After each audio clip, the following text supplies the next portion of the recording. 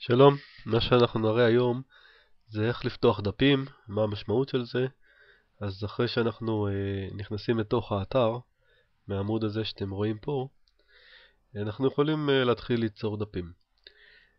הסבר קטן, דף הבית, שאתם תכף תראו אותו, דף בית זה הדף הראשון של האתר. דפים אחרים הם באים אחריו, ולכן אם אנחנו כאן לוחצים על אוסף עמוד, אנחנו קודם כל רוצים לראות אם אנחנו מוסיפים עמוד בית, שזה העמוד הראשון, או שאנחנו מוסיפים עמוד רגיל. יש הבדל. שימו כאן לב, אנחנו כאן בוחרים. יש לנו אפשרות של דף בית שאינו בתפריט או בתפריט. עכשיו, מה זה אומר העניין הזה של תפריט או לא בתפריט? שימו לב כאן, דפים בתפריט זה התפריט. אוקיי, כאן לאורך מופיעים לחצנים, וכל דף בית או דף רגיל שנחליט שהוא בתפריט הוא יופיע כאן. או לחלופין, אם נחליט שהוא לא בתפריט, הוא לא יופיע כאן והוא יהיה לכאורה דף נסתר. ולכן אנחנו, בואו נחליט שאנחנו עושים דף בית רגיל שהוא בתפריט. אוקיי, אנחנו נרשום כאן כל מיני דברים, אוקיי? ואנחנו נותן לזה כותרת של, לדוגמה, דף בית.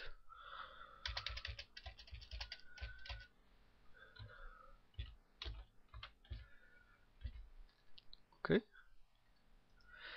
והמיקום שלו בתפריט יהיה ראשון. ועכשיו אנחנו, מה שנקרא, נשלח אותו. נשמור אותו. המילה שלח היא לשמור.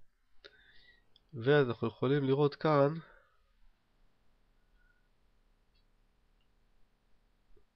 אנחנו קיבלנו בתפריט, תכף נראה את זה, את דף הבית.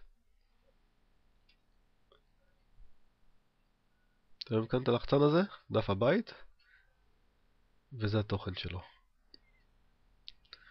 זה עמוד רגיל אחר שהוא בתפריט, זאת אומרת זה לא דף הבית, הוא בתפריט. לחצנו עליו, והגענו אליו, הנה הוא. אוקיי? אם אנחנו רוצים שהדפים האלה שיצרנו לא יופיעו בתפריט, אנחנו פשוט יכולים ללכת ולשנות בצורת עריכה. יש לנו כאן דף בית, אנחנו עושים לו עריכה.